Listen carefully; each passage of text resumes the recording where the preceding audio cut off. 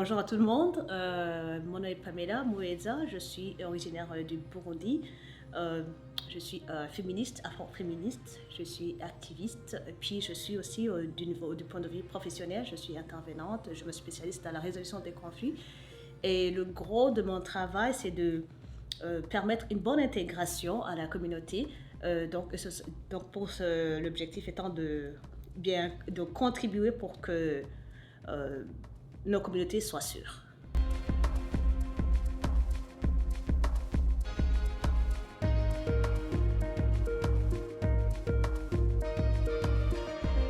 Je peux dire en fait, j'ai eu une vocation pour, euh, pour agir pour les droits de la personne, mais mon métier est beaucoup plus dans la résolution des conflits et spécifiquement rechercher les causes profondes des conflits pour trouver des solutions durables. Il y a par exemple des personnes qui peuvent sentir que l'immigration c'est dangereux, c'est une chose dangereuse, ou bien une autre côté peut sentir que l'immigration c'est un atout. Donc c'est ça. Donc à ce moment-là, il y a un conflit par rapport à la compréhension de son mouvement, de ce mouvement-là. Et donc, c'est-à-dire que chaque fois, au niveau de la communauté, il y a une multitude de conflits. Quand on dit conflit, vraiment, c'est au point de vue global, mais c'est au fond, chaque fois que euh,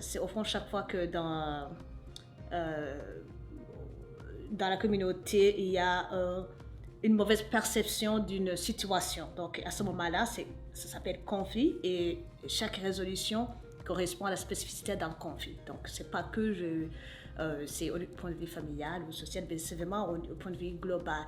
Mais pour le moment, à ce qui me concerne, c'est par rapport des questions liées à l'immigration, à l'intégration et l'aspect féminisme dans tout ça, dans tout le cercle.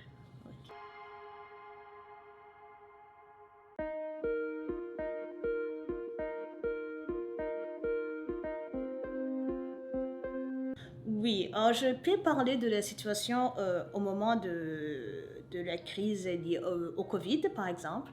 À ce moment-là, nous savons tous qu'il y a toujours des problèmes liés aux familles. Disons, il y a des violences domestiques. Mais au moment du Covid, il y a eu une amplification de ce genre de violence.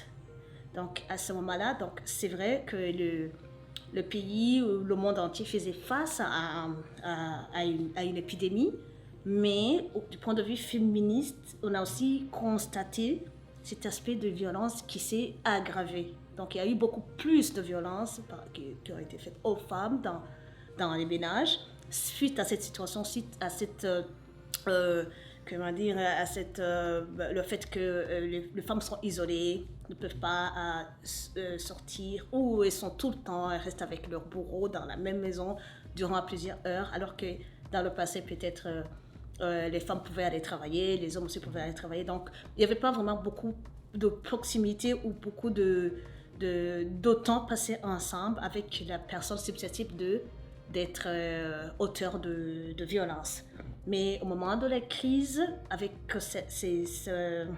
cette situation-là où tout le monde était isolé, où personne ne pouvait sortir, où même les services qui étaient offerts étaient très très limités. Donc il y a eu une autre conséquence, une autre qui était liée au Covid, mais qui n'était pas vraiment liée directement à la pandémie, mais c'est une des conséquences qui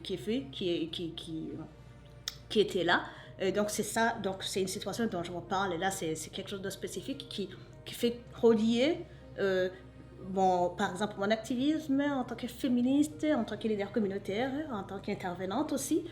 Mais donc à ce moment-là, c'est pas moi, c'est tout le monde, donc toutes les organisations, je pense la plupart des femmes, la plupart des organisations qui interviennent en matière de prévention des violences faites aux femmes, en matière de lutte contre les agressions ou toute forme d'abus dans les familles, ont pu constater cela. Il y a eu cette augmentation dans le flux de violence dans les ménages suite à la pandémie. Donc ça, c'est une situation spécifique dont, pour un peu vous éclairer ou vous orienter un peu plus sur le genre de conflit dont je parle.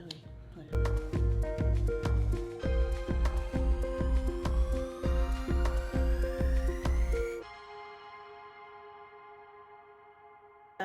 À titre d'exemple, je vais dire, une femme appelle, ou une femme est venue au bureau parce qu'elle était en pleine crise, euh, mais elle se retrouve là. Malheureusement, on avait fermé les portes parce qu'il y avait quelqu'un qui avait le Covid, et à ce moment-là, les consignes étaient que toutes les personnes qui ont été en contact avec cette personne-là devaient rester à la maison durant une certaine période.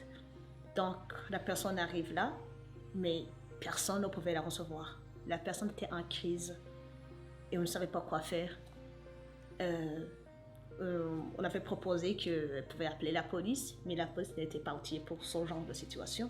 Ce n'était pas leur rôle, parce que ce n'était pas un danger, la personne n'était pas en danger pour qui que ce soit. C'était elle qui était en crise, et puis normalement, on offrait des services de moment donné, puis la personne pouvait venir, entrer, on pouvait l'écouter, lui donner des moments de se ressaisir, et essayer de l'écouter, essayer de la réorienter. Et ça, c'est pas quelque chose qui est vraiment qu'on peut offrir au téléphone si facilement que ça.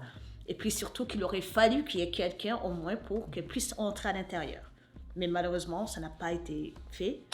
C'était très très malheureux, et nous, on était toutes un peu frustrées de ne pas pouvoir aider parce que c'était un problème qui rentre dans un autre problème. On ne pouvait pas mettre en danger des gens parce qu'on voulait aider. Donc, c'est comme mettre en danger doublement les gens. Donc, la personne est déjà en situation précaire, et puis on ne pouvait pas aussi la mettre en danger parce que c'était déjà, il y avait un problème qui était lié au fait que un des intervenants avait eu le Covid, et puis tout le monde avait été en contact avec elle à ce moment-là. Donc, c'était très, très triste de ne pas pouvoir aider. Donc, voilà, ça c'est quelque chose qui m'a marqué, que quand une femme est en crise, qu'elle a vraiment besoin, en ce moment-là, besoin d'aide, mais on n'a pas pu offrir cette aide dont elle avait besoin. On n'a pas pu aider. Oui.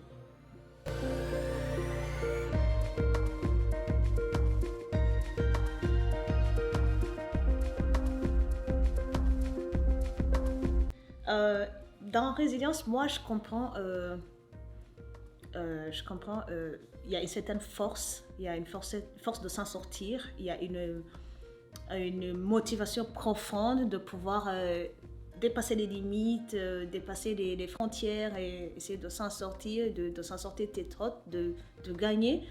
J'aime bien donner l'exemple d'un bloc ciment dans lequel on va voir pousser une petite plante qui va pousser à travers les blocs de ciment. C'est-à-dire que l'endroit est hostile pour une plante, l'endroit est hostile à la vie, mais quand même la plante va pousser. C'est ça, au fond, la résilience, c'est de pouvoir lutter contre toutes ces difficultés qui sont autour et pouvoir s'en sortir. J'aime bien aussi illustrer ça par rapport à l'immigration. Vous savez, quand les gens immigrent, ils ont déjà accumulé tellement de choses, ils ont certaines connaissances, ils ont leur façon de faire, mais quand on doit s'intégrer dans une autre communauté, ou pour le vivre ensemble, une bonne vivre ensemble, c'est qu'il y a des choses qu'il faut lâcher, et il y a d'autres qu'il faut prendre. Qu'est-ce qu'il faut à ce moment-là? C'est à ce moment-là que nous, on parle d'une bonne intégration. C'est une bonne intégration, c'est que c'est en harmonie avec le milieu accueillant. C'est-à-dire que j'aime ça illustrer avec les questions liées aux droits des femmes.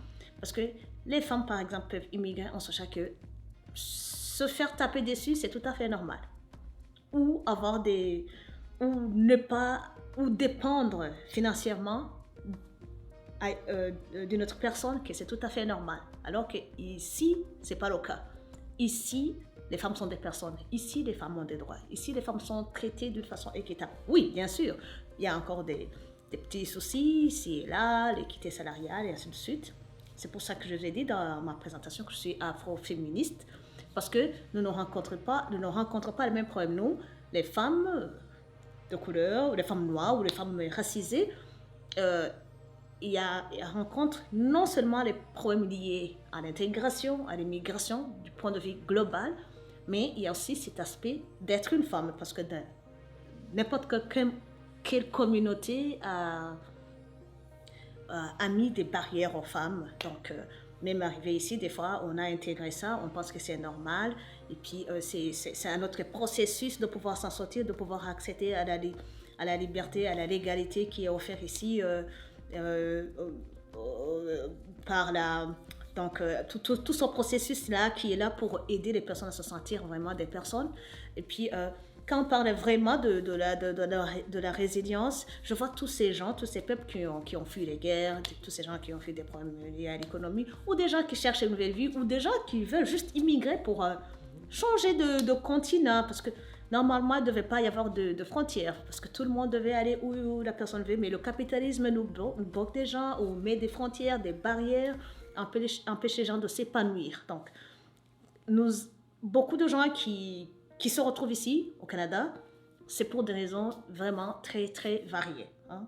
Mais on doit lutter contre les stéréotypes, on doit lutter contre les choses qu'on a déjà intégrées, comme des droits ou comme des réalités, alors que ce n'est pas vrai, ou que c'est peut-être des conditionnements, pour pouvoir s'en sortir. Ça aussi, c'est une résilience. Quand on voit des entrepreneurs qui s'en sortent, qui ont des grandes entreprises ici, quand on voit des femmes qui arrivent à prendre la parole, des femmes qui arrivent à se prendre en main, des femmes qui arrivent à trouver des emplois ou à retourner aux études, même si elles ont 50 ans, c'est une forme de résilience. Quand on voit des jeunes qui essaient de s'en sortir, qui ont été peut-être dans le passé enrôlés, qui ont eu dans des mouvements qui ne sont pas très très bons, mais qui quand elles arrivent ici, malgré qu'il y a beaucoup de défis, beaucoup de problèmes, des choses auxquelles on doit vraiment faire face, mais ils s'en sortent d'une façon vraiment spectaculaire. Donc ça, c'est aussi une forme de résilience. Donc il ne faut pas oublier que le racisme a toujours ses racines ici.